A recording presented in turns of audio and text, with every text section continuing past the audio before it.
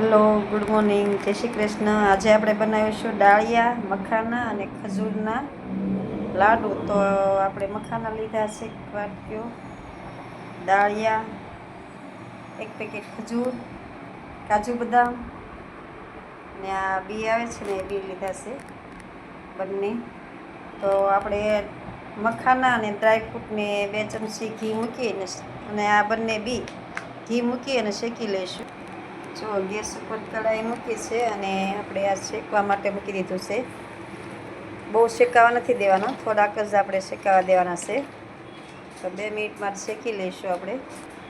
આ શેકાઈ જાય ને પછી આપણે ઠરવા દેવાના અને ઠરી જાય પછી એને મિક્સરમાં ક્રશ કરવાના. આ ઠરે ત્યાં સુધી આપણે ડાળિયા ક્રશ કરી લઈશું. જો ડ્રાયફ્રૂટનો ભૂકો મસ્ત થઈ ગયો છે, ડ્રાયફ્રૂટ અને મખાનાનો. હવે આપણે ડાળિયાનો ભૂકો કરી. જો ડાળિયા ક્રશ કરવા લઈ લીધા છે અને આ ખજૂર છે. જો ડાળિયા અને ખજૂર બંને ભેગું ક્રશ કરવાનું છે, અડધું અડધું લેવાનું અને મિક્સરમાં ક્રશ કરી લેવાનું. જો ડાળિયા અને ખજૂર આ રીતે ક્રશ થઈ જશે. હવે તેને આપણે મખાનાની ક્રશ કર્યું છે ને એમાં એડ કરી દેવાનું છે. જો આ બધી વસ્તુ આપણે મિક્સ કરી લઈશું. જો આ બધું મિક્સ કરી લીધું છે. હવે થોડો આપણે ગોળ લઈ અને 1 ચમચી ઘી નાખી અને પછી આપણે આમાં એડ કરીશું. જો થોડો ગોળ લીધો છે ને 1 ચમચી ઘી ધીમા તાપે છે ને ગોળ ઓગળી જાય ને ત્યાં સુધી જ આપણે આમને હલાવવાનું છે, પાયો નથી લાવવાનો. પછી મિક્સરમાં એડ કરી દઈશું ગોળ.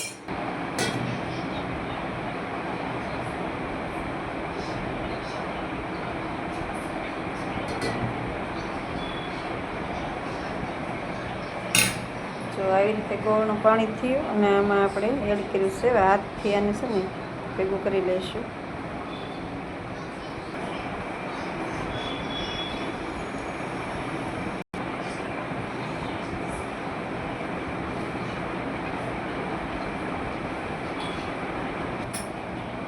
જો આવી રીતે ગોળ ગોળ નાના નાના લાડુ વાળી લેવાના છે આપણે. મસ્ત મજાના વાળે છે. જો સુગર ફ્રી લાડુ છે. તો તમે મીઠાઈમાં ઘરે બનાવી અને આ જમી શકો છો. જેમને બહુ ગળ્યું ખાવાની આદત હોય ને ત્યાં ઘરે બનાવીને લઈ શકે છે. ડાયાબિટીસવાળા પણ લઈ શકે, કારણ કે આ સુગર ફ્રી છે. તો તમે પણ ઘરે બનાવી શકો છો.